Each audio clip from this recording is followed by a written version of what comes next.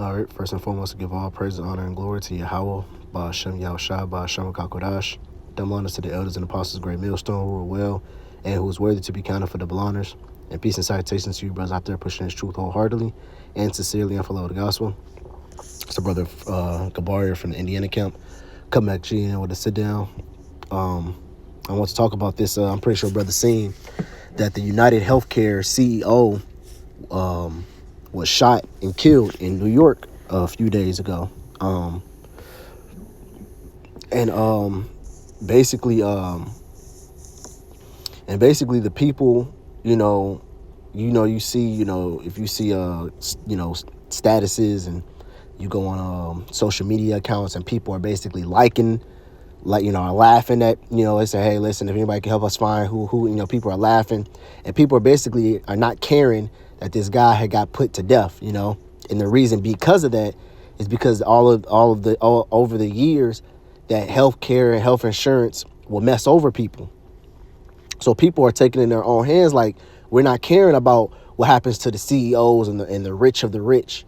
I think the company, United Healthcare, I think that company made over $100 billion in the last past couple months. I seen a video, a guy talking about, yeah, man, they made over $100 billion, or 100 million, I should say, not billion, slacking, 100 million over a course of a couple months, man. And yet for them to how can I say, deny certain people of healthcare, so certain people, how many people probably died, try to claim, try to file a claim and then get denied and then perish out right after. They have the the known saying when it comes to insurance places, the 3 Ds, deny, defend, what is it? No, deflect, what is it? I know denial and defend is one of them, but I think it's deflect, denial, then defend. So it deflects your claim basically long enough to kind of hoping you bite the dust, hoping you get off before they can actually address you. Then when they do address you, they're going to deny it. And then if you turn around and try to sue them, they're going to defend themselves because, if you're filing a claim if you're filing a claim, then most likely you probably ain't got the money to pay for yourself. So, they're going to defend, they're going to hire the best lawyers. And if you take them to court or whatever, most likely they're going to win. But anyways, people are starting to get fed up with that, and the first thing I thought about was the love of many shall wax cold, because even though the CEO, got put to death, nobody's remorsing him. Nobody's, caring about him. Nobody, people are actually happy that somebody took actions in their own hands. And, and that's another thing the scriptures talks about. The scriptures talks about the course of powers shall stand in the actions of, roughly paraphrase. I'm gonna get all these scriptures, by the way.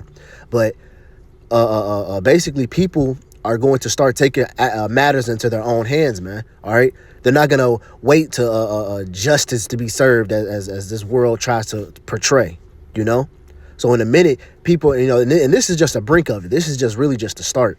All right. People are going to start. You're going to see robberies, killings, and all around the country, and then guess what? That word is going to spread and it's going to be like a virus. People are going to be like, you know what, man? Fuck this. I'm tired of my boss. I'm tired of this. I'm tired of living like this.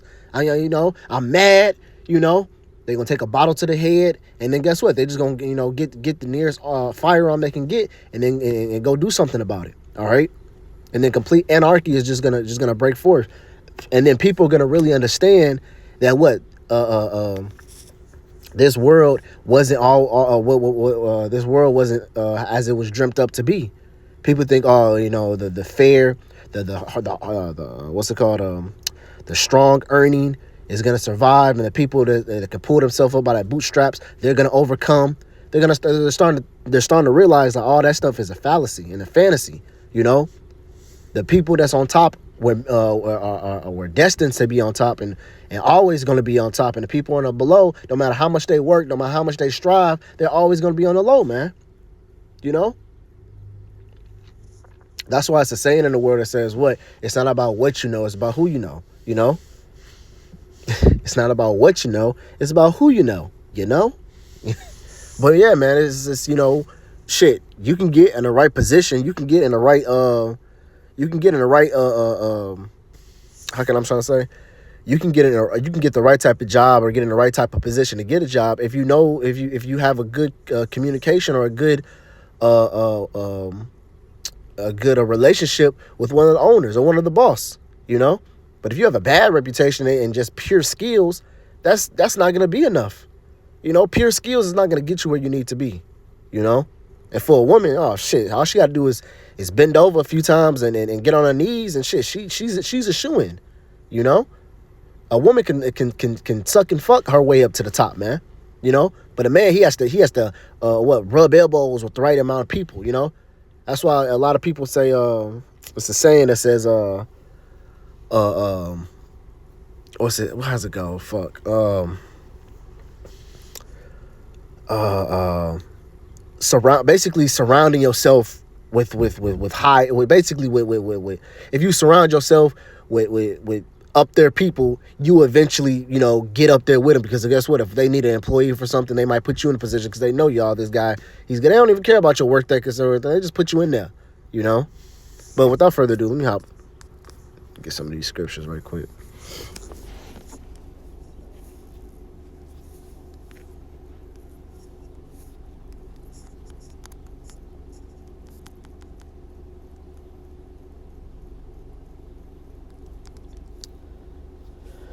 This is Matthew chapter 24 and verse 12. It says, and because iniquity shall abound, the love of many shall wax cold. And this is the brink of that, man. Us seeing that this guy being put to death and nobody really caring about it. Nobody's really mourning it, you know, besides his family. But the world is like, hey, man, good for him, man.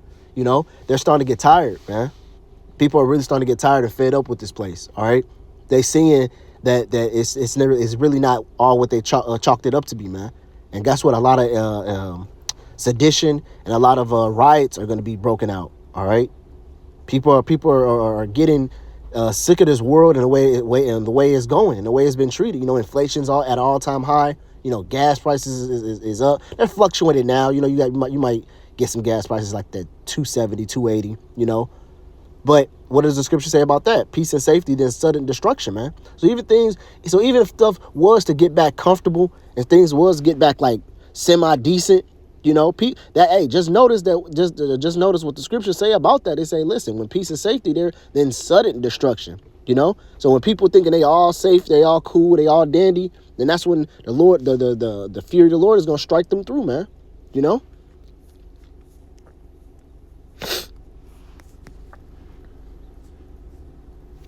Matter of fact, I could have stayed in that Matthews, because there was another point I want to get.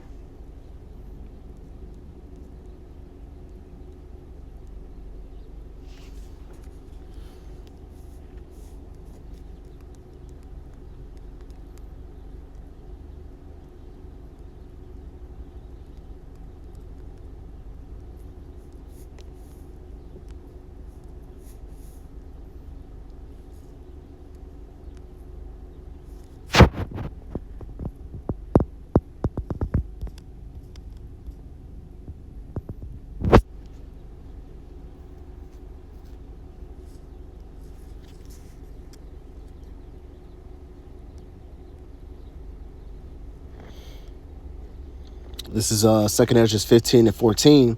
It says, woe to the world and them that dwell therein, for the sword and their destruction draweth nigh, and one people shall stand up and fight against another people with swords in their hands, for there shall be sedition amongst men, and invading one another. They shall not regard their kings nor princes, and their courses of their actions shall stand in their power. See? So guess what, man? They're not going to regard, you know, it doesn't matter if you're a CEO of this or a corporate board of that, or you're a chief police officer, or even if you're a fucking president or a previous president, you know, the courses of their actions, which means what? The things that they're going to be doing, if they want to do something, if they want to go steal a car, if they need some food, if they want to kill somebody, it's going to what? Stand in their power. So if they have the power to do it, then guess what? They're going to do it, man.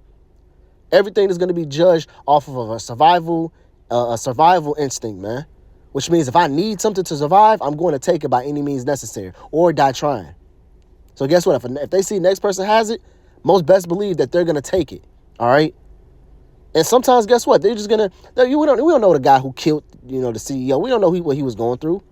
His loved one probably just died of some type of illness, and that was the insurance.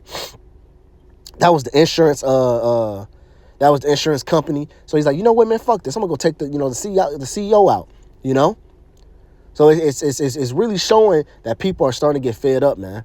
And this is gonna transpire real soon, man. Very soon. Verse 17, it says, a man shall desire to go into a city and shall not be able. For because of their pride, the city shall be troubled, and the houses shall be destroyed, and men shall be afraid. Because why? Because what? It's going to be a lot of killing. There's going to be a lot of death. All right? And guess what? Eventually, what? Esau's going to send over, the floods of the martial law troops to try to keep some type of order and balance into this place, man. But at that point, it's already going to be too late. Chaos is already going to ensue, man. And guess what? The scriptures, the scriptures, the Bible that you go to church and read every Sunday, or I should say skim over, or read a verse or two every Sunday, guess what? It talks about that, man. It talks about these riots. It talks about the things that's coming to this place, man. All right? Scriptures in Book of Daniel says, what? A time like no other that this world has never, ever seen before, man. So any type of riot you could think of, any type of war, pestilence, famine, and destruction that this world has seen, guess what? The things that's coming to it at this time, it's not even comparable, man. It's not even comparable. And right now we're seeing the brinks of it. Okay? I'm gonna keep going. It says, for because of their pride, the city shall be troubled, and their houses shall be destroyed, and men shall be afraid. A man shall have no pity upon his neighbor, but shall destroy their houses with the sword and spoil their goods because of lack of bread and for great tribulation. Yeah. So you got to think, if this guy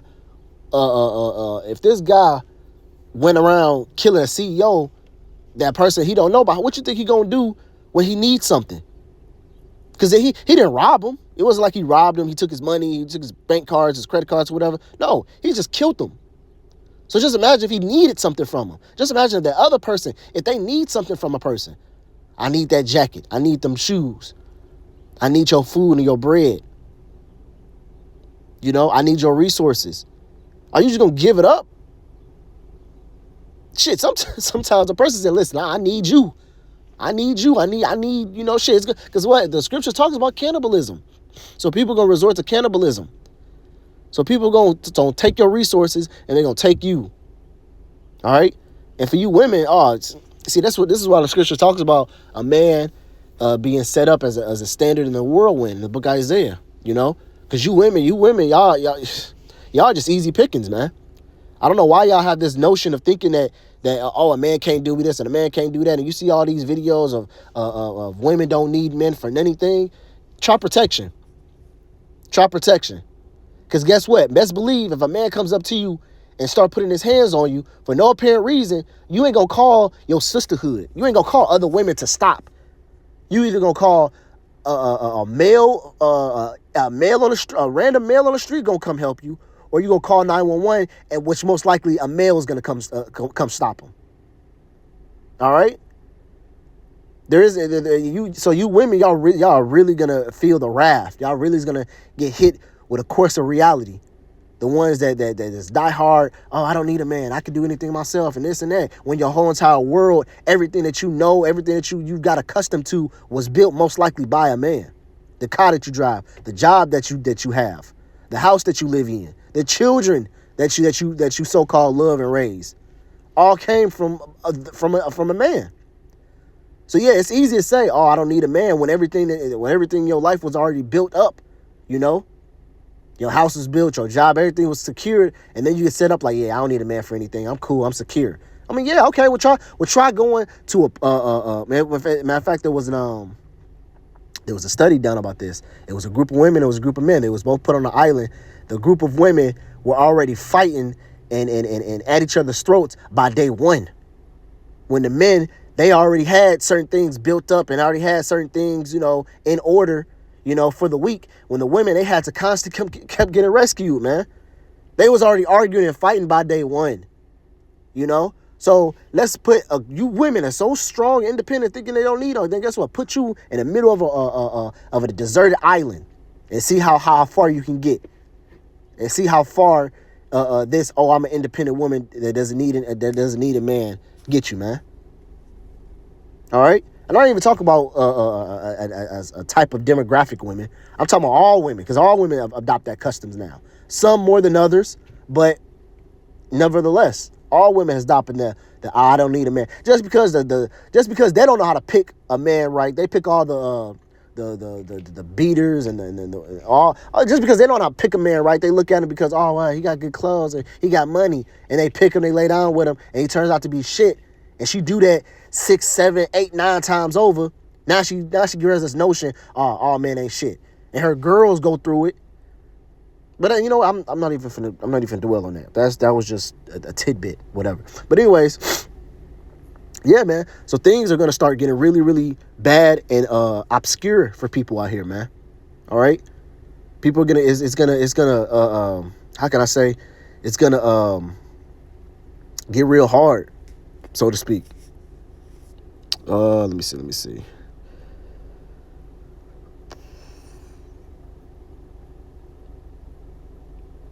Yeah, that was pretty much it today. Yeah, that was all I had. Really low. Really, I just wanted to bring the, of course, Second Esdras 15 was coming out. I could go to Second Esdras 6 or Second Esdras 16, but the point is already made. Then one of the main 2 scriptures I was thinking of when the guy did that, the love of many is waxing cold. So that want to help everybody, that's even, you even seeing that's wax. That's even going to be eventually, not all the way there. People going to want to try to. People are going to try to, how can I say, people are going to try to help their fellow neighbor, to help their fellow, they need help. People are going to stop doing that. And then eventually, guess what? People are going to start taking from the feeble and the weak. Because that's what this world is gearing up to be. A survival of the fittest.